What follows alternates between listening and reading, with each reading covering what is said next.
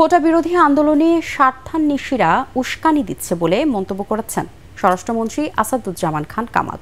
তিনি বলেন, সবকিছু বিচার বিভাগের হাতে। কোটা নিয়ে শিক্ষার্থীরা না বুঝে আন্দোলন করছে। মাদকের অপব্যবহার ও অবৈধ পাচার বিরোধী আন্তর্জাতিক দিবস উপলক্ষে রাজধানীর সেগুনবাগিচায় জাতীয় শিল্পকলা মিলনায়তনে আয়োজিত অনুষ্ঠান শেষে সাংবাদিকদের প্রশ্নের জবাবে মন্ত্রী এসব কথা বলেন। মামলা তুলে নিতে শিক্ষার্থীদের ২৪ ঘন্টার আলটিমেটাম প্রসঙ্গে তিনি বলেন, শাহবাগ থানায় করা মামলাটির গুরুত্ব বুঝে তদন্ত করে বিবেচনা করা হবে।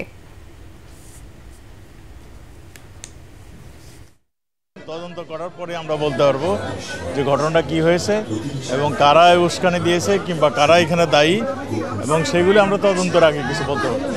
মামলা তদন্তর পরে যদি এটার মেরিট না থাকে তাহলে এটা অটোমেটিক বাতিল হয়ে যাবে।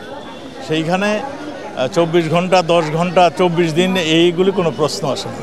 এইগুলো আমরা যদি মেরিট না দেখি বাতিল হবে, আর মেরিট থাকলে মানে এই ঘটনা অনুযায়ী মানে এটা তদন্ত হয়ে তার বিচার ব্যবস্থা আমরা প্রেরণ করব।